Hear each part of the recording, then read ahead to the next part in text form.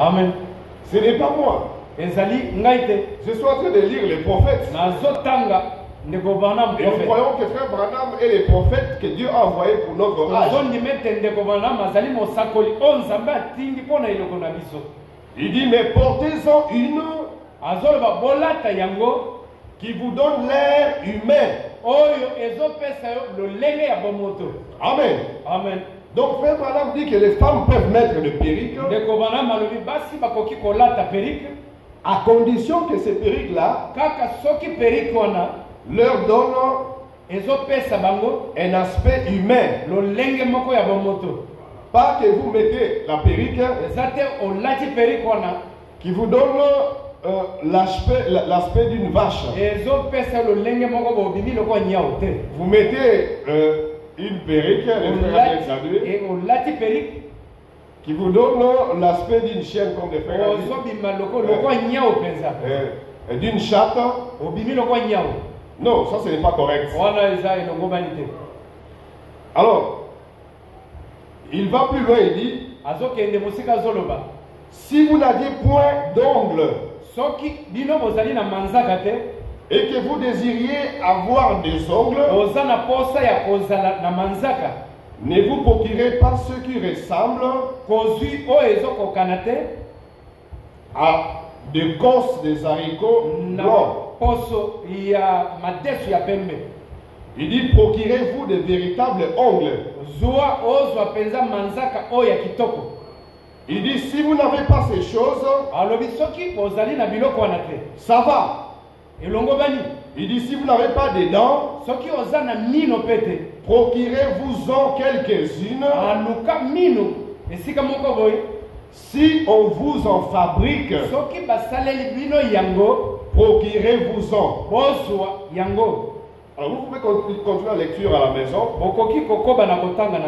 Alors le frère m'a posé la question, il a dit, mais ici frère Branham dit, si une personne n'a pas ça.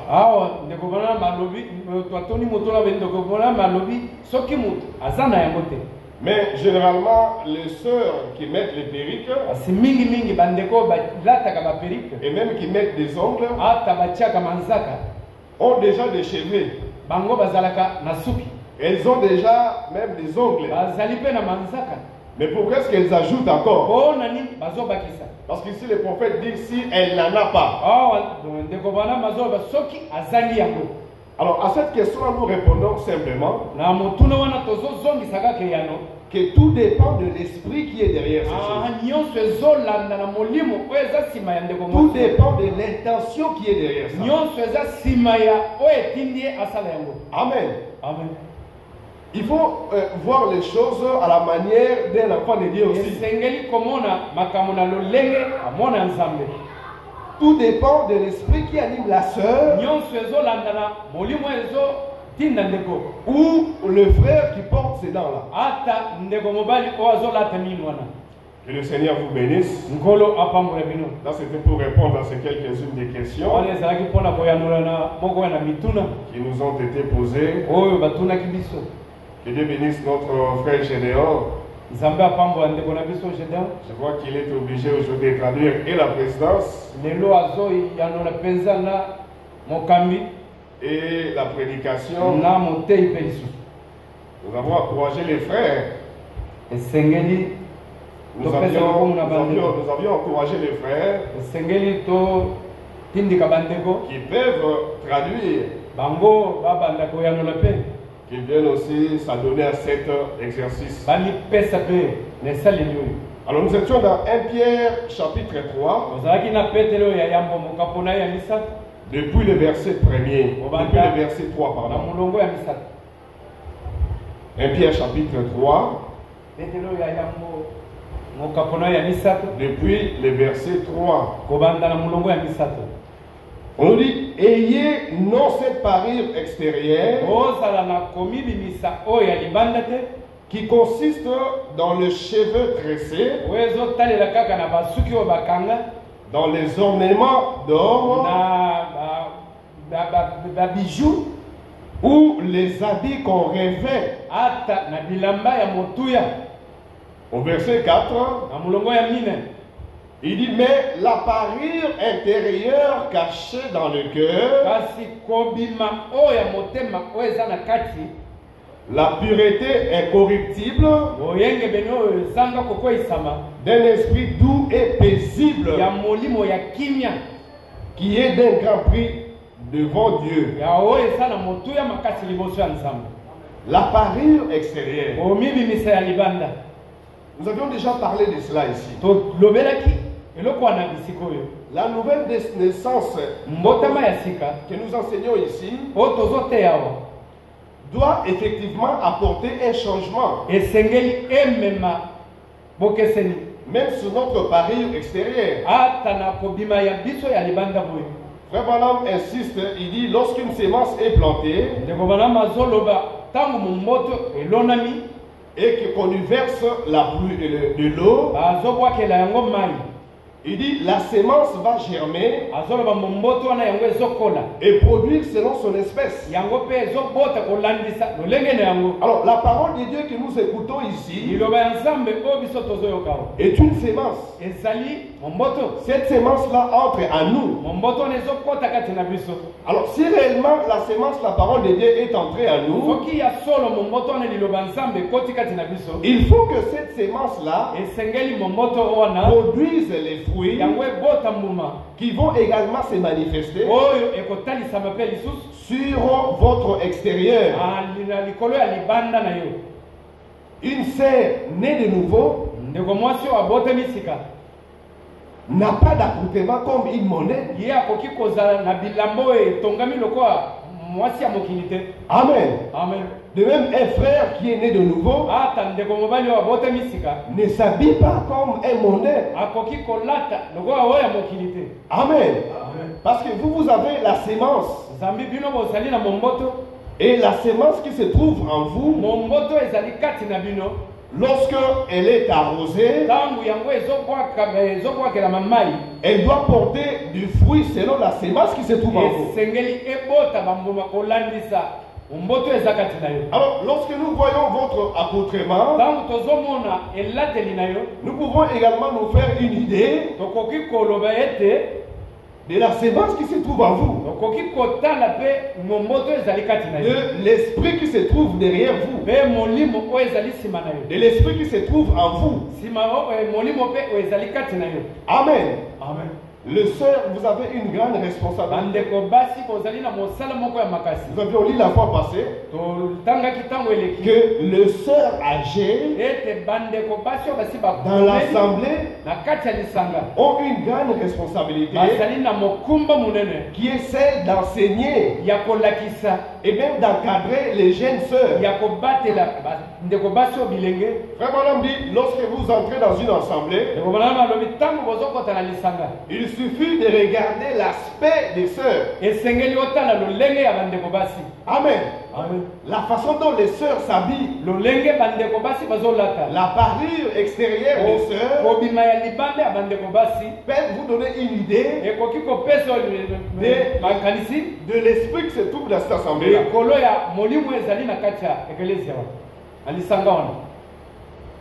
Au verset 4, il dit, mais la parure intérieure est cachée dans le cœur. La pureté incorruptible d'un esprit doux et paisible. La pureté incorruptible qui se trouve à l'intérieur de vous, vous l'avez uniquement lors de la nouvelle naissance. C'est lorsque vous êtes né de nouveau que vous avez la parole de vérité en vous. C'est cela la pureté incorruptible d'un esprit doux et paisible. Il dit qu'il y ait d'un grand prix devant Dieu. Amen. Amen. Donc, lorsque vous avez la sémence originelle, ces choses ici doivent se manifester. Amen. Amen. Au fur et à mesure que vous écoutez la parole, il faut que nous observions le changement. Le changement dans votre vie. Le changement dans votre façon de se comporter. Le changement dans votre façon de vous habiller. Le changement même dans votre langage. Amen. Amen. Si on ne remarque pas le changement, nous sommes en droit aussi de nous poser la question si réellement la semence est entrée en vous. Amen. Amen. Montre-moi ta foi sans les œuvres. Je te montrerai ma foi avec les œuvres. L'apôtre Paul dit, oh, la foi sans les œuvres, elle est morte. La foi sans les œuvres est morte. Lorsque vous écoutez la parole de Dieu, il faut que vous puissiez mourir. Que vous puissiez mourir avec votre vie. Votre vie du passé. Amen. Amen. Mais lorsque vous continuez à garder l'ancienne vie, nous nous posons la question de savoir si réellement une semence est entrée en vous. Mes chers frères et sœurs, nous sommes plus que jamais proches du retour du Seigneur Jésus-Christ. Frère Franck dit pardon, tous les temps, on a enseigné que Jésus revient bientôt. On a longtemps enseigné que Jésus revient bientôt. Mais aujourd'hui, nous pouvons dire que Jésus est à la porte. Alors chacun de nous est appelé à examiner sa vie, sa marche avec le Seigneur. Si sa marche est conforme à la parole de Dieu, sur tous les plans. Amen. Sur l'habillement, sur notre langage, sur notre comportement, nous sommes appelés à examiner cela. Autrement, vous allez rester. Donc si ce n'est pas le cas, vous allez rester. Parce que la nouvelle naissance n'est pas un slogan. La nouvelle naissance n'est pas tout simplement une parole que vous pouvez prononcer. Je suis né de nouveau. Je suis né de nouveau. Frère Franck dit la nouvelle naissance est une vie. La nouvelle naissance est une expérience. Il faut la vivre. Et les gens qui sont autour de vous vont effectivement remarquer qu'il y a un changement. Un changement dans votre langage. Un changement dans votre comportement. Et pour cela, il faut mourir. Mourir avec votre ancienne vie. Nous allons considérer Jean chapitre 12.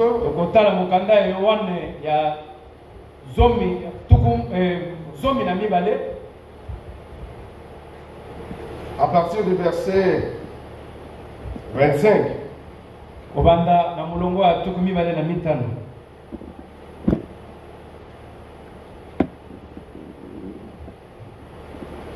Nous allons commencer à partir du verset 24. Jésus parlait de lui-même. Il dit ici, en vérité, je vous l'ai dit, si les graines de blé qui est tombé en terre ne meurent, il reste seul. Mais s'il meurt, il porte beaucoup de fruits. Mais nous voulons nous attarder sur le verset 25. Il dit, celui qui aime sa vie la perdra. Et celui qui est sa vie dans ce monde la conservera pour la vie éternelle.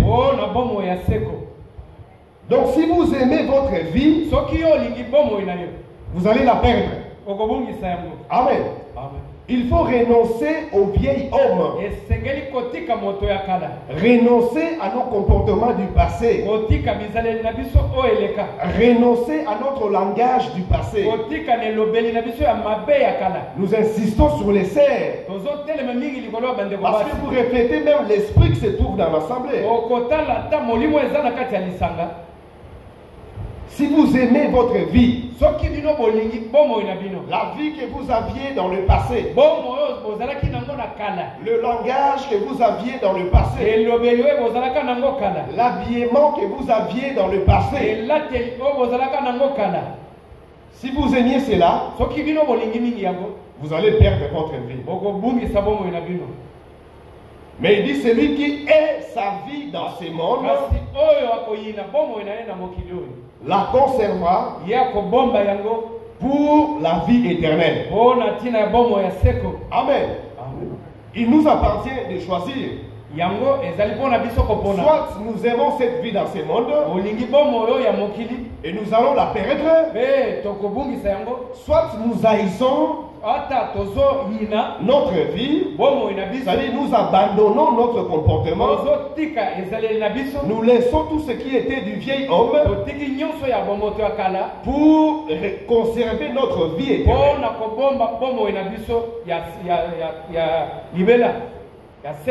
Il nous appartient de choisir. Lorsque nous considérons également toujours dans Jean, ici Jésus insiste lui-même. Il prend son exemple. Il dit, en vérité, je vous l'ai dit, si le grain de blé qui est tombé en terre ne meurt, il prend son exemple.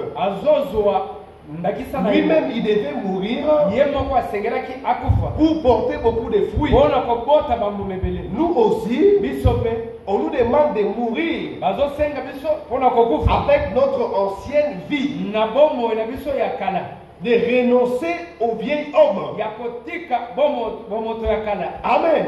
Amen. Afin que nous puissions maintenant naître de nouveau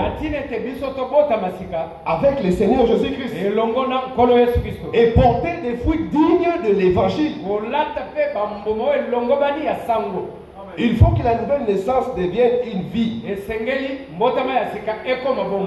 Nous insistons sur cela. Nous ne voulons pas que cela soit juste un slogan, une parole. Je suis né de nouveau. Non, pour moi c'est fini. Non, non. C'est une expérience. Je vais vous lire ce que frère Franck a dit à ce sujet.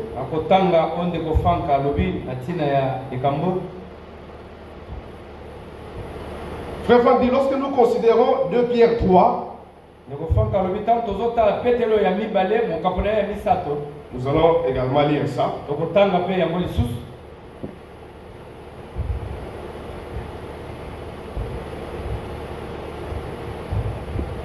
2 Pierre 3 à partir du verset 13. Il dit, mais nous attendons selon sa promesse.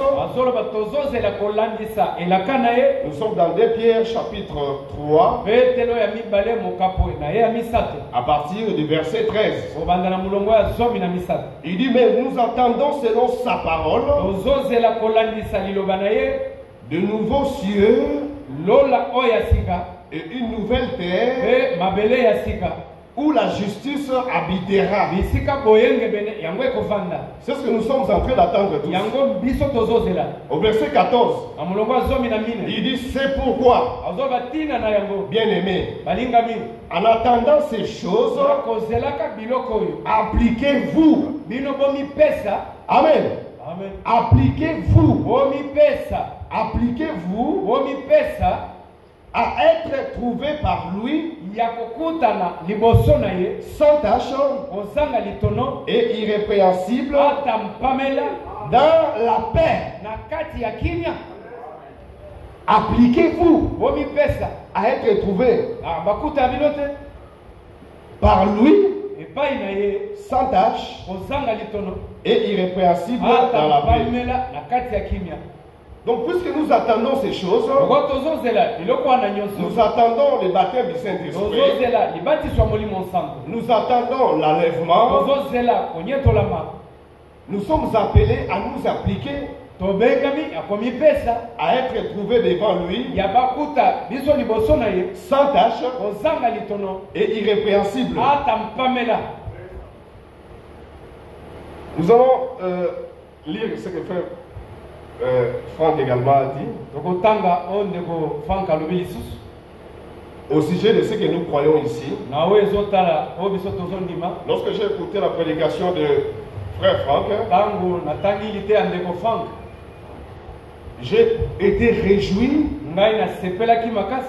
de voir que dans toutes ces prédications, frère Franck confirme ce que nous croyons ici. Au sujet de la parole de la promesse, au sujet de la justification et de tous ces sujets importants. Et ça m'a réjoui de trouver que nous sommes dans le vrai. Vous savez, lorsque ce que vous croyez est présenté de la même façon par une personne qui a écouté la voix audible, ça vous réjouit encore plus. Et lorsque j'écoutais ces choses, je me suis dit que Dieu bénisse notre bien-aimé frère Béli. Que Dieu a utilisé pour que nous puissions connaître ces choses. Frère Franck prend titre 1. Il lit à partir du verset 1 jusqu'au verset 3. Mais il lit avec la Bible allemande. Nous allons lire ça parce que j'ai noté ça comme ça. Il dit: moi, Paul, serviteur de Dieu et apôtre de Jésus-Christ, pour la foi des élus de Dieu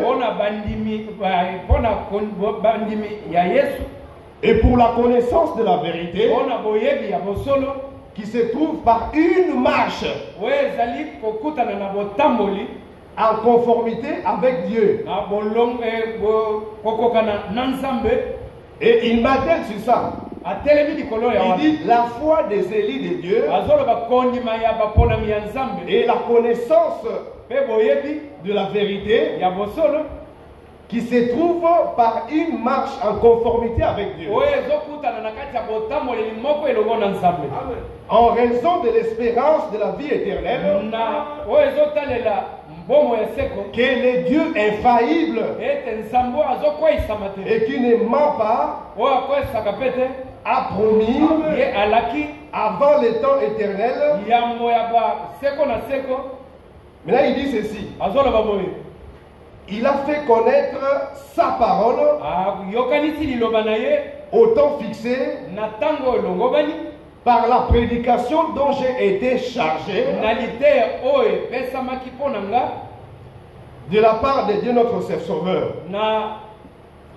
De la part de Dieu notre Sauveur. Maintenant, frère Franck martèle sur ceci. Il dit, il a fait connaître sa parole au temps fixé. Maintenant, il dit ceci. Il dit toujours la bonne parole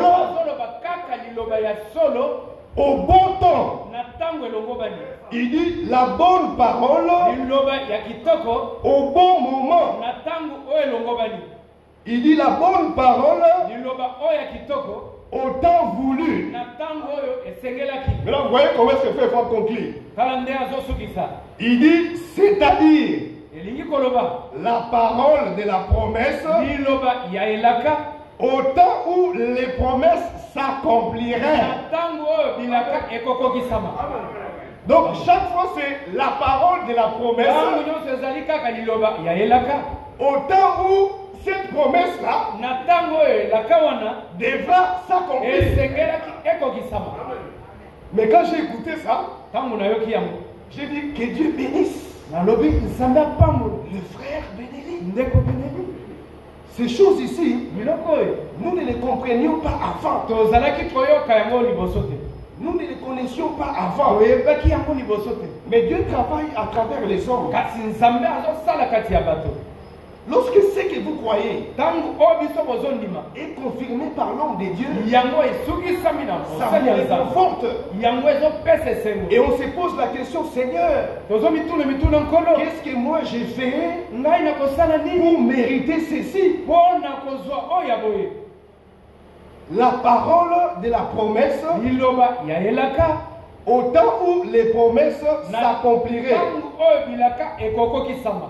Frère Franck dit ceci. Il dit le Nouveau Testament a commencé avec les prophéties bibliques et leurs accomplissements. Et nous croyons qu'à la fin, ça se terminera ainsi. Amen. Le Nouveau Testament a commencé avec l'accomplissement d'une promesse. Et à la fin, il va s'accomplir également avec l'accomplissement d'une promesse. Il dit, c'est ça la parole de vérité. Frère Franck explique, il dit, c'est ça, demeurer dans mes paroles. Si vous demeurez dans mes paroles, et que mes paroles demeurent en vous, c'est rester dans les aujourd'hui de Dieu. Être chaque fois dans l'actualité de Dieu. Nous pouvons dire clairement que les branhamistes n'ont pas demeuré. Les branhamistes n'ont pas demeuré. Ils n'ont pas demeuré dans la parole. Parce que Frère Franck dit c'est chaque fois la parole de la promesse. Il est question chaque fois de la parole de la promesse. Mais à quel moment? Il dit au bon moment. Il dit au temps fixé. Il dit c'est-à-dire au temps où la promesse devra s'accomplir. Vous êtes heureux. Vous qui écoutez ces choses. Vous qui comprenez ces choses.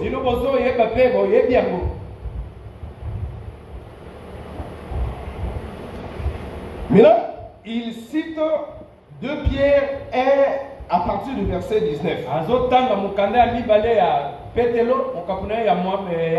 Nous allons lire ça.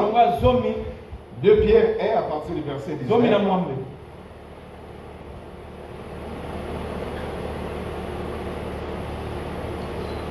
2 Pierre chapitre 1, nous lisons à partir du verset 19. Et nous tenons d'autant plus certaines. Quoi? Qu'est-ce que nous tenons d'autant plus certaines? La parole prophétique à laquelle vous faites bien. À laquelle vous faites bien de prêter attention. nous nous prêtons attention à la parole prophétique. Mais beaucoup n'ont pas prêté attention à la parole prophétique. Ils ont prêté attention aux promesses déjà accomplies. Malachie 4 est une promesse déjà accomplie. L'histoire se répète. De la même manière, à l'époque de Jésus, alors que Yeshua était là, mais les pharisiens et les scribes, et c'était toujours notre père Abraham, notre père Moïse. Moïse nous a dit, il passait à côté de l'action du Seigneur dans leur époque. L'histoire se répète. Aujourd'hui également, beaucoup passent à côté de ce que Dieu est en train de faire dans notre époque. Alors ils passent à côté de la volonté de Dieu. Nous allons lire.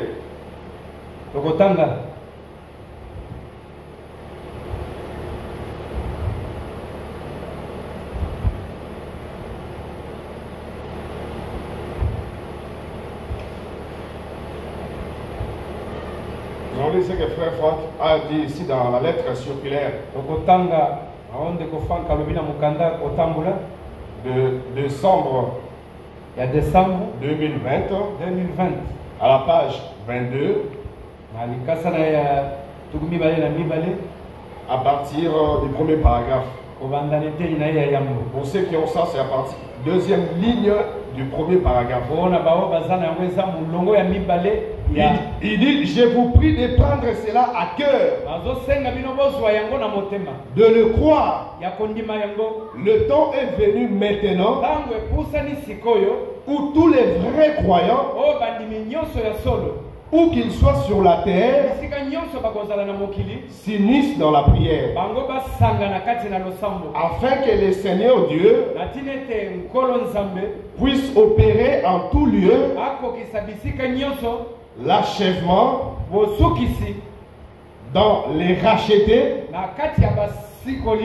et la préparation de l'église épouse.